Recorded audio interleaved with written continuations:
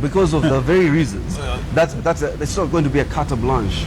I think as we move there, we have, as I told you, a litany of good lawyers: James Orengo, Amos, Wako, you name them. My young brother Mutula Kilonzo is an emerging, force in his own right.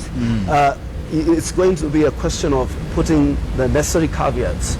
And yet, if we appoint you, we can then disappoint you. So we can also put measures in terms of how we've seen this happening in part, like when I think in Nigeria. Yes. When somebody, is it good luck or someone wanted to vitiate a certain agreement? Yes. Then people rally against you.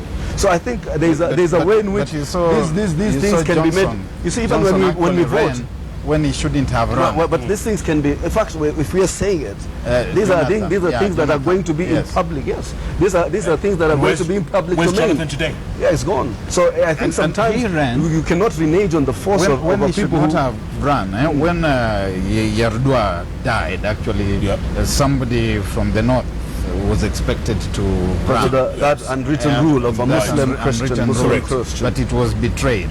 And here in Kenya, in fact, one of the reasons we have all these challenges that we face today in this country was the renegation from the MoU by Mwai Kibaki and the fellows around him. People who then started telling the LDP people that, all that was good for the campaign. They were even talking about balancing liver and stuff like that. And they were telling Raila Odinga that you did a good thing to say Kibaki Tosha, you got him to be elected as president. Now it is for us to make sure that he sits in that seat firmly for this term and the next term. And if anybody thought that there was going to be a co-sharing of power within this government and presidency. I was in Kibaki's residence the time when he had just been declared president-elect, and unfortunately on his crutches. So he gave a statement acknowledging, appreciating what the Kenyan people did. And when he was told, are you going to be a one-term president? He said, where did I say that? Where did I say that? Yes. He said yes. But look, in Nigeria is also a fairly good example. Yes.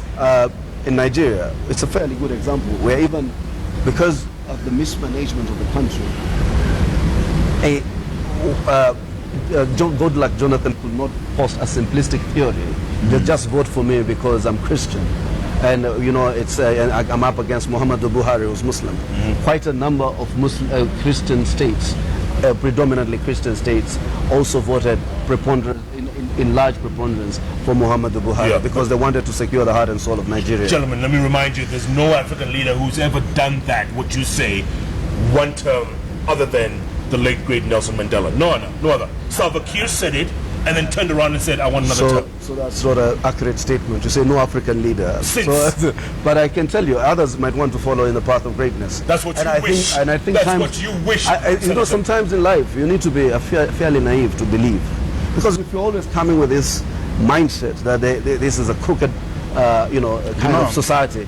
We came into politics, Barack, to try also and change it. That's why some of us have struggled over the last 3 years to maintain a certain. So you're an idealist. That's what you are. You're an idealist. I come from a point of view where I believe in ideals and I believe in strategy.